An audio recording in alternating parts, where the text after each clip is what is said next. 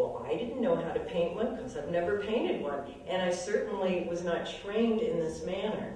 So it's the idea of inventing everything from scratch up to a point. I have the vines down, number one brush. Got the vines down. I got the rollers down, right?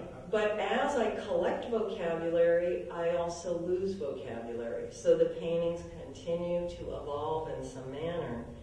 And I prefer working that way. So I just never know. I just never know what I'm going to get. And again, I painted for 5 years with my hands, so you get very articulate. When you want to figure out a way, in those had some kind of drive, some kind of desire to have my hands on those paintings as much as I possibly could. And from that started working with metal and working with wood and incorporating them in the paintings and shaping the supports so that they were not rectangles. And there was a whole exploration that went on because I could do that with my hands. Then I decided I wanted to explore something else, which was to represent something, because when I worked abstractly for so many years, certainly you build a lexicon of abstract vocabulary. Every artist does, whether they mean to or not. Mine started to bump up against things that became representational. They looked like some head forms and some other kinds of images, and I thought, well, at that point I had a bit of a reputation and a career for making this kind of work, and I had collectors and people paid money to have the paintings. But then I took this trip. I went to Central Europe, and I was there on a Fulbright, and I said, this is the time to switch it up. This is the time to do what I really want to do. And also, I visited those two things happened. Czech Republic. Right. I went back and I saw all these places that it was clear. The first time I saw a real gypsy on the street in Budapest, I thought it was out of Central Casting. I'd never seen anything like it. I mean, right, but those are your shiny people. striped shirts, violins, hair greased back. I was like, whoa.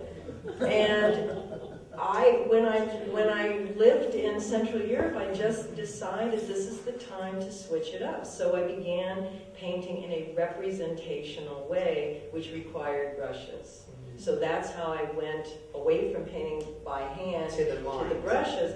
But like with anyone's practice in anything, you do things in a kind of sequence. So you do this, and eventually something happens and they all start to come together in one effort. And that's sort of how these paintings feel to me. They're informed by many, many, many different efforts. They're like a cluster of things that have now sort of synthesized themselves. They've kind of come together. So there's a lot of moves from the past. There's a lot of moves from the present. Like I used to drip paint like that all the time. I used to paint with my hands all the time. And there's certain things that reoccur. These straight lines are made by taking a piece of illustration board and a palette knife and buttering the edge of that illustration board and just punching, kind of pushing the paint in a line form onto the surface. So all this invention happened because no one ever taught me how to paint. And I think the paintings are, in some regard, hermetic because they're my own magic world. And that comes from deep, deep childhood issues, right? Sure. And this is where the psycho now we're getting somewhere. analytical idea, comes in. I was raised by one Holocaust survivor, who was my mother, and I was raised by someone my father was raised in an orphanage. So you have two impossible scenarios coming together, calling themselves parents, which is just mind-bending. And if you've ever known or talked to people who have been raised by Holocaust survivor parents, it is clearly a transgenerational trauma. It's a trauma that you inherit as a very young person. You have no clue what it is, how it why you're suffering. You don't even know what it's about. So, you know, when I hear people who have kids and they're talking to their kids about a variety of things, and parents like to story tell about their life, I heard camp stories from the time I can remember. So those things really affected the way in which I came to art, because the bottom line for me is the art truly, truly saved my life. Had I not been able to go into Lisa Magic World and stay there forever,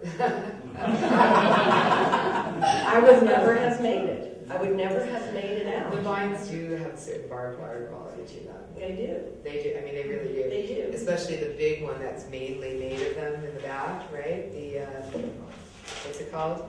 The Jardin Pendu, the hanging garden. Oh, that's this one. But more importantly than that, a cause for wandering. Cause for wandering, yeah. Which Cause is- for wandering. Which is, yeah, but I mean, they really, I noticed that, and I didn't want to say anything, so I was like, maybe it's in my head, but the vines definitely have that kind of razor wire Right. quality to them. But you know, when a artists come to being artists by very different avenues. I mean, not everybody comes to art as escapism, but I did, and I do.